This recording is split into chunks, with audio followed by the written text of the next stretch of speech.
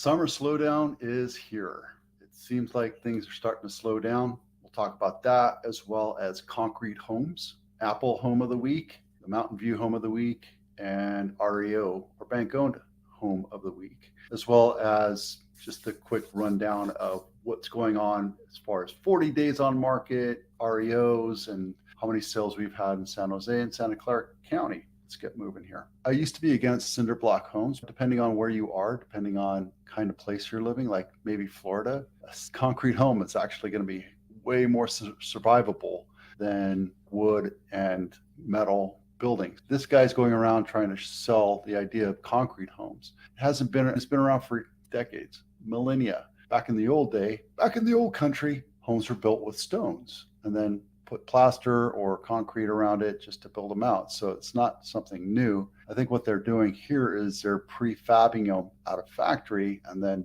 trucking them out where it takes 6 to 8 trucks to deliver a home. That's totally plausible, totally doable, right? They're doing it in China. They're building like a 26-story house in 28 hours or 26-story apartment in less than 2 days. It's crazy. So is it financially viable? Possibly, absolutely possible. Depends on what you do. When I visited Florida last, actually 2 times before, we stayed in Cape Coral and the house across the street was being built with cinder block. It's just a normal thing. They built the foundation on top, below, built it up so that if there's floods, it wouldn't hit the house. And the whole house was built out of cinder block because in a hurricane, reinforced cinder block tends to hold up better. So something to think about. Can we see it out here in California? Absolutely. Does it make sense financially? Is there a business reason for it? Possibly. We have to look a little bit deeper into it. All right, REO of the week. This is a bank-owned house, 3 bedrooms, 1.5 bath, 1,259 square feet. Here's the thing. This is occupied. So if you buy it, you have to evict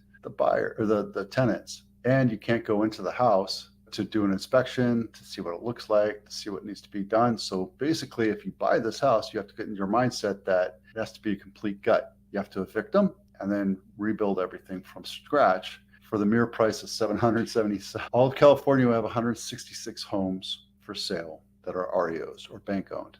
They're bank owned properties. REO is real estate owned. This one just got on market, days on market, 1 day on market. This is empty. It looks like it was completely redone. Not sure why they would do it or why they would stage it. This is a bank-owned property, so I have no idea why they would put the effort into staging it. And look at that. Guess what that is? That's a freeway wall right against the freeway.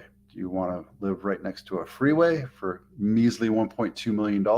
That's up to you. It allows you to go compare 5 or 6 homes at times and go back and tell you what you like about it. You jot down what you like about it, what you don't like about it, which kitchen needs to be remodeled, which doesn't, so you know which ones you can look at. Homes near Apple, and I had this one in my head right here that I wanted to look at. And the reason why I wanted to look at this is because it's right against the freeway.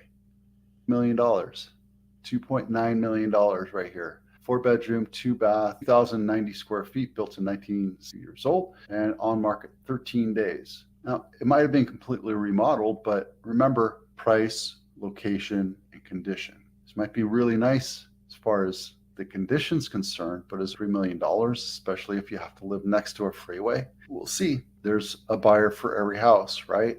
When you think about it, there's multiple buyers for every house, especially in this area. Question is, are they willing to pay $3 million to live right next to the freeway? Up to you. And don't forget, I'm going through these pretty quick, just for time, deeper looks at all of these. And you don't have to register, you just go right in and take a look. This one's Velarde Street in Mountain View, and it's $3.18 million. The reason why I picked this is because it's still walking distance to downtown Castro Street. 2 bedroom, 2 bath, 4 square feet, built in 1938. Okay, so do you want a 2 bedroom cottage for $3 million? To you. Home inspection checklist. I showed it to you the other day. It walks you through the house. And this is great if you're thinking about selling your house, or if you're going to a fresh look at a house that you put an offer on, or you're in contract during your due diligence. Obviously, you have a home inspector doing a job, but you want to physically go back and look at every little aspect of the house. That's what this inspection checklist is for. So whether you're selling or buying, this is a great checklist to have in your hand. And just to show you what's going on in the area, nothing super spazzy. I'll tell you right now, our inventory is still dangerously low. We're at half of where we need to be to have a balanced market. And that's why prices will continue to go up here, unless we go to World War III or some kind of economic downturn happens.